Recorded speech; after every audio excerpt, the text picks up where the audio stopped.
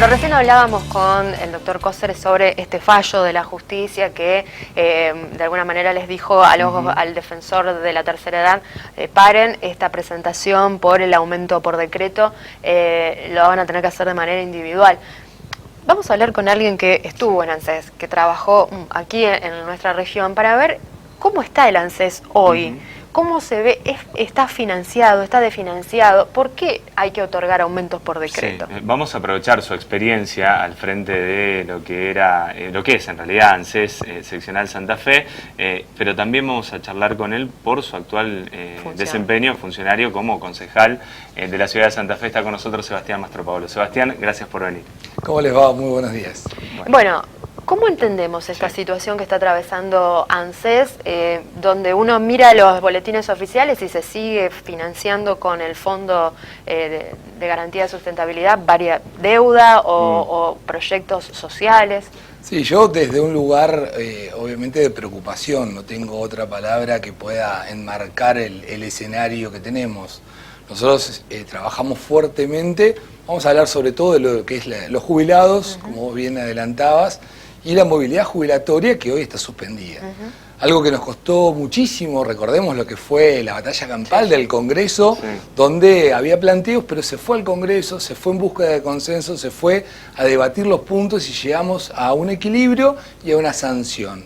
Entonces, me parece un retroceso, y por eso la preocupación, de volver a una situación de decretos, de disponer de determinadas cantidades de dinero, cuando se había formulado justamente un baremo, un cálculo donde podía haber previsibilidad, donde todos los jubilados podían saber cuánto iba a aumentar en marzo, cuánto iba a aumentar en julio, cuánto iba a aumentar en septiembre y cuánto iba a aumentar en diciembre. Teníamos esa previsibilidad dada por el INDEC, por una fórmula que era un 70% de la inflación y un 30% del índice RIP, que uno ya tenía un manejo de números y, como te dije, previsibilidad, entender cómo iba a ir evolucionando cada una de las jubilaciones y no depender de la voluntad o de la economía puntual de ese contexto, que el cual obviamente no es bueno hoy, para saber en cuánto va a aumentar el haber jubilatorio y todos, obviamente, los beneficios que están circundando. También todo lo que se entrega en el ANSES. Sebastián, incluso durante la campaña lo que se hablaba era de modificar esta fórmula para hacerla, digamos, más efectiva, para que los jubilados no cayeran todos en la línea de pobreza. A ver, el actual presidente en campaña decía que tenía un 20% de retraso el haber jubilatorio. No entiendo cómo hace para actualizarlo con esta nueva fórmula, cuando hoy tenemos que hablar de que están perdiendo poder adquisitivo. Para graficarlo rápidamente, nosotros hoy tenemos un decreto en el cual establece un 2.3% de aumento más un monto fijo que son 1.500 pesos. Ni siquiera podés modificar esa fórmula porque te da otro aumento. Y esto impacta directamente en el haber mínimo, que se va a 15.800 pesos. Pero que el no problema llega a lo que es el límite para ser indigente, que son 16.000 pesos. Ni hablar como primera medida. Pero la salvedad que hacen, no, pero esto supera por nada lo que determinaría la ley de movilidad. Pero a ver, estamos hablando de un solo estamento dentro del universo de jubilados. Que aparte, aquí hay un tema que es muy importante y no lo he visto que lo traten con importancia.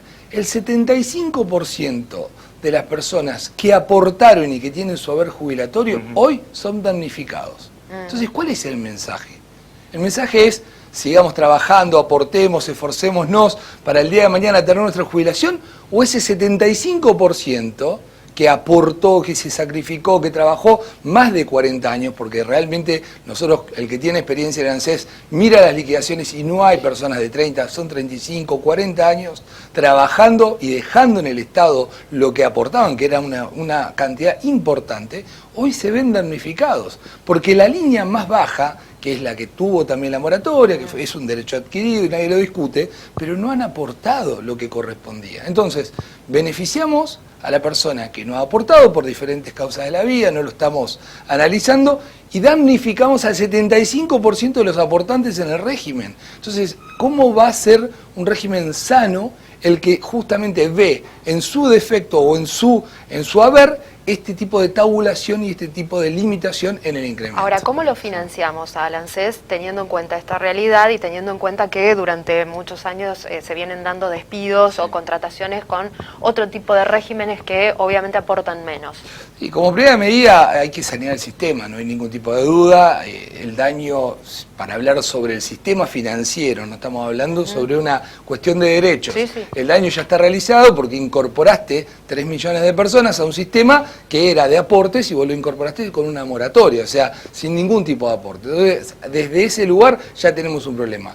Lo que hay que trabajar es justamente en la cantidad de aportantes y en el blanqueo de la mayor cantidad de trabajadores para que sigan haciendo esos aportes, independientemente de que no hay que seguir retirando a través de papeles, de letras, de diferentes cuestiones, dinero de nuestros jubilados, porque ese fondo de garantía de sustentabilidad obviamente se ve resquebrajado dentro de esta situación porque tiene que incrementar su volumen y no tiene que ser retirado el dinero. Sebastián, de todos modos, el Fondo de Garantía de Sustentabilidad se utilizó durante la gestión Macri también para pagar deuda, para generar letras. Por eso nosotros lo que se realizaba era, obviamente eso está tabulado nuevamente por ley y se pueden tomar diferentes montos para diferentes cuestiones, siempre con el Estado Nacional y siempre en créditos en pesos. Lo que también obviamente afectó gravemente al fondo fue la devaluación. Claro. Luego de las PASO, el fondo pierde un montón de dinero porque había calzado diferentes letras y diferentes cuestiones en pesos. Y esto obviamente se vio,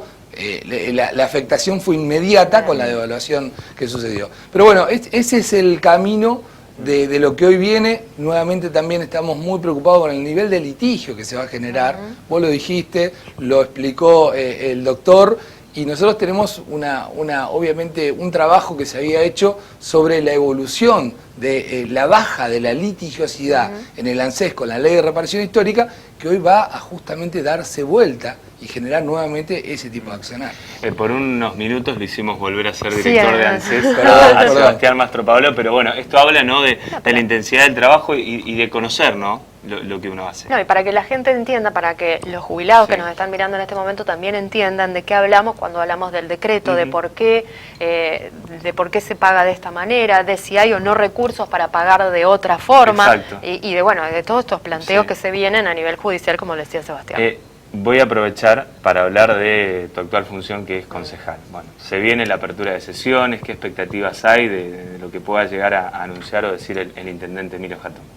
Mirá, la verdad que las expectativas son todas, venimos trabajando muy bien, la verdad que hay una apertura, hay un diálogo, hay una continuidad en las acciones. Tengo que agradecerle al presidente del Consejo, la verdad que trabaja en este proceso de conciliar todas las opiniones. Es un arduo trabajo porque somos muchas voluntades y pensamos bastante distinto en muchas de las cuestiones, así que es un trabajo permanente. Estamos buscando caminos, estamos en una situación precaria, la municipalidad todos lo entendemos, es una gestión nueva, es una gestión que no tiene experiencia en el Ejecutivo, para lo cual creo que también tomamos un volumen y tenemos que acompañar fuertemente desde el Consejo Deliberante. Realmente lo que veo es eso, mucha predisposición, mucho diálogo. Tenemos temas muy complejos hoy en la ciudad de Santa Fe que nos preocupan muchísimo. Ustedes recién hablaban del tema de inseguridad, es un tema fundamental. También tenemos, obviamente, con respecto a lo que son el servicio de colectivos, que también estamos muy preocupados en el tema. Así que nosotros iniciamos y vamos a debatir todo este tipo de cuestiones, buscando primero, obviamente, esta proactividad del Ejecutivo para ver qué es lo que plantea. Nosotros ya venimos hablando varios de estos temas, fuimos lo que propusimos el tratamiento en extraordinarias de la Ley de Emergencia y de Seguridad en la ciudad de Santa Fe, tema que hoy realmente es muy preocupante, pero muy preocupante. Vamos a acompañar en las marchas porque realmente notamos que la situación se está yendo de las manos, ni hablar lo que es Rosario, así que la verdad que hay muchísimo por hacer. Va a ser un año de muchísimos desafíos para el Ejecutivo y para un Consejo que tiene que estar a la altura de las circunstancias. Brevemente, Sebastián, ponen primera, porque con la apertura de sesiones se pone primera y empiezan todos los proyectos que cada uno tiene a volcarse en el recinto. El primer proyecto, el que dice prioridad número 1 para Sebastián, ¿cuál va a ser? Sí, yo voy a seguir con el tratamiento de la emergencia en seguridad, me parece que es esencial.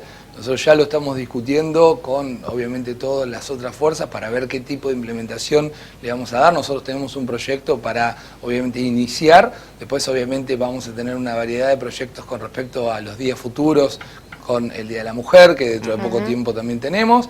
Eso más viene de la mano de Luciana Cerezola, la concejal que me acompaña. Pero para mí hoy la inseguridad es la prioridad absoluta de la ciudad de Santa Fe. Sin duda es que el Consejo comenzó un año movidito, ¿no? Hablemos de el presupuesto, reforma tributaria y bueno, y ahora estos temas, ¿no? Inseguridad a la cabeza y después el tema de lo que es el transporte urbano de pasajeros. Nosotros le agradecemos, Sebastián, que hayas venido, seguramente vamos a tenerte en otra oportunidad. Gracias.